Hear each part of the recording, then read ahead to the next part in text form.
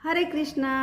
माँ ब्रह्माणी कृपा में आपका स्वागत है। आज मैं आपको अपने इस चैनल पर धर्म राजा की छोटी सी कहानी सुना रही हूँ, जिससे हमें क्या ज्ञान मिलता है और हमें अपने आगे का रास्ता कैसे तय करना है, ये सब की जानकारी इस कहानी में मिलेगी। आप ध्यानपूर्वक सुनिएगा। धर्मराज्य की कहानी पढ़ने के नियम इस प्रकार है। पौराणिक कथाओं के अनुसार कोई 1 साल तो कोई 6 महीने तो कोई 7 दिन सुने, पर धर्मराज्य की कहानी जरूर सुननी चाहिए। इसके बाद इसका उद्यापन कर देना चाहिए। उद्यापन में काठी, छतरी, टोकरी, टॉर्च, साड़ी, ब्लाउज का बेस, चप्पल, बाल्टी, रस्सी, 6 मोती, 6 मूंगा, यमराज जी की लोहे की मूर्ति, लोटे में शक्कर भरकर 5 बर्तन, धर्मराज जी की सोने की मूर्ति, चांदी का चांद, सोने का सूरज, चांदी की साठिया ब्राह्मण को दान देना चाहिए। ध्यान रखेगी प्रतिदिन चावल का साठिया बनाकर ही कहानी सुनी जाती है। पौराणिक कथा के अनुसार एक बुढ़िया माई थी। वह बहुत ही पूजा पाठ किया करती थी। उसकी उम्र पूरी हो गई तो उसे एक दिन यमदूत उसे लेने आए और वह उनके साथ चल दी। रास्ते में चलते चलते एक गहरी नदी आई तो यमदूत ने उससे पूछा कि माई, तुमने गोदान किया है या नहीं? बुढ़िया ने तुरंत पूरी श्रद्धा से गाय का ध्यान किया तो गाय उसके समक्ष आ गई। फिर बुढ़िया उस गाय की पूंछ पकड़कर नदी आसानी से पार कर गई। कुछ देर बाद उसके रास्ते में काले कुत्ते आ गए। तब यमदूत ने कहा कि कुत्तों को खाना दिया था या नहीं? बुढ़िया ने फिर कुत्तों का ध्यान किया तो वे रास्ते से चले गए। बुढ़िया फिर से आगे बढ़ने लगी। तब उसके रास्ते में कौवे आ गए। उन्होंने उनके सिर में चोंच मारनी शुरू कर दी। तो यमदूत बोले कि किसी ब्राह्मण की बेटी के सिर में तेल लगाया था या नहीं? बुढ़िया ने फिर ब्राह्मण की बेटी का ध्यान किया तो कौवे वापस चले गए। कुछ आगे बढ़ने पर बुढ़िया के पैर में कांटे चुभने शुरू हो गए। यमदूत बोले कि खड़ाऊ का दान किया था या नहीं? बुढ़िया ने उनका ध्यान किया तो खड़ाऊ उसके पैरों में आ गए। बुढ़िया फिर आगे बढ़ी तो फिर चित्रगुप्त जी ने यमराज से कहा कि आप यहाँ किसे लेकर आए हो?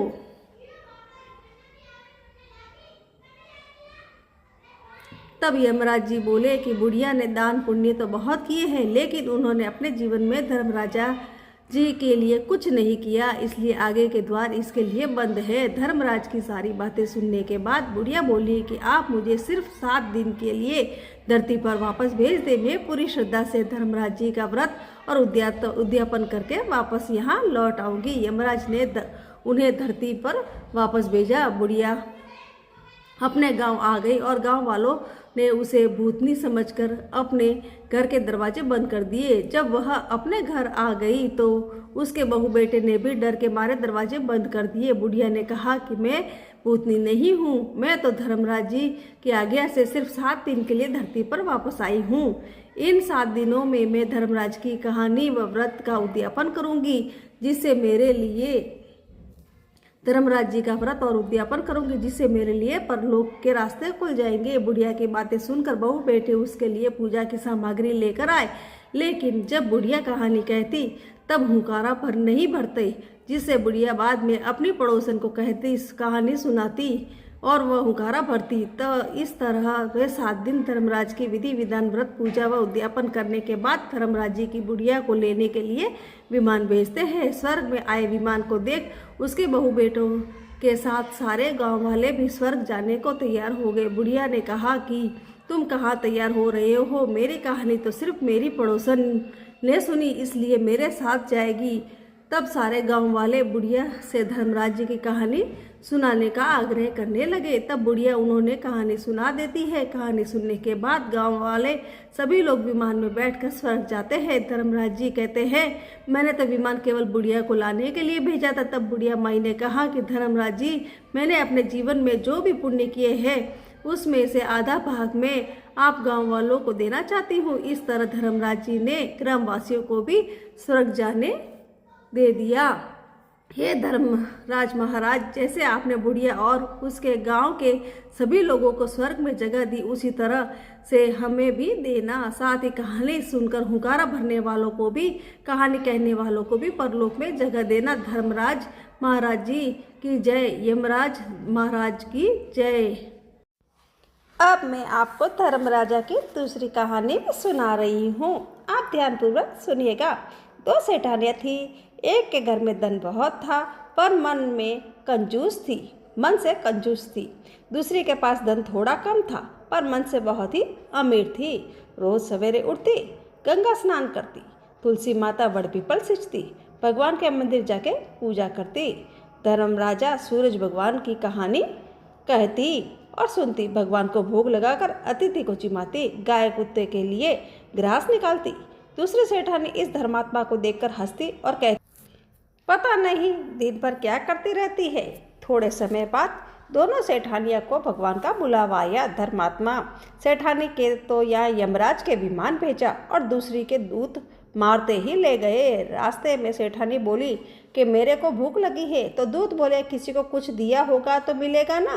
रास्ते में उसे कांटे चुभने लगे, गर्मी पड़ने लगी, तब दूत ने उसे घसीटते हुए ले गए। तब सेठानी बहुत पछताने लगी, सब कुछ होते हुए भी दान धर्म नहीं किया। इतने में यमराज का दरबार आया। धर्मात्मा बुढ़िया को भगवान के पास सिंहासन मिला और वह उस पर बैठी थी। उधर दूसरी सेठानी को तड़पते कुंड में डाल दिया, तपते कुंड में डाल दिया। अब सेठानी यमराज से बोली कि मुझे 1.25 पहर का जीवन दान दो, मैं वापस आकर दंड भोग लूंगी। यमराज बोले ठीक है। सेठानी के शरीर के में वापस प्राण डाल दिए। संसार में आते ही पंडितों को बुलाकर सेठानी ने धर्मराजा की कथा सुनी और सब तरह के दान धर्म किया। इतने में समय पूरा हो गया और अब के बाहर विमान आया। 1.25 पहर के दान धर्म से सेठानी को स्वर्ग मिला। धर्मराज ने सेठानी पर कृपा करी, वैसी सब पर कृपा करना। इस प्रकार मेरी दोनों कहानियाँ पूरी हुई।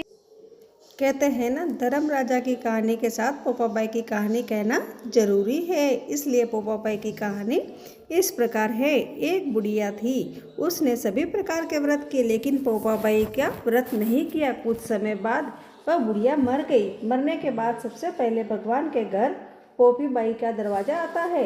तो पोपीबाई ने बुढ़िया का रास्ता रोका और कहा, तुमने सभी व्रत किए लेकिन मेरा व्रत क्यों नहीं किया, इसलिए मैंने तुम्हारा रास्ता रोका है। तब बुढ़िया ने कहा कि मैं आपको जानती नहीं, इसलिए मैंने आपका व्रत नहीं किया। मैं आपसे क्षमा मांगती हूँ, मुझे अपने व्रत की विधि बताइए। तब पोपीबाई ने कहा कि एक कांसे की कटोरी, एक खोपरे को काट कर बड़ी कटोरी राई और तिल से भरी होनी चाहिए। इसमें श्रद्धा अनुसार गुप्त दान होना चाहिए। और बुढ़िया बोली कि ये सब तो ठीक है, पर मैं यह व्रत कैसे करूं, मैं तो मर चुकी हूँ। पोपीबाई ने बुढ़िया को वापस धरती पर भेजा। बुढ़िया ने वापस धरती पर आकर बड़े धूमधाम से पोपीबाई का व्रत किया।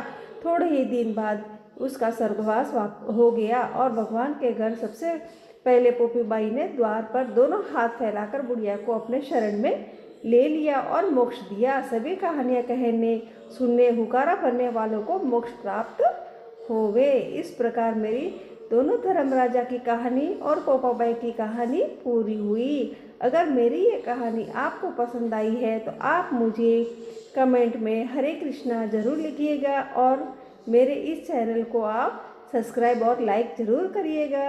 हरे कृष्णा।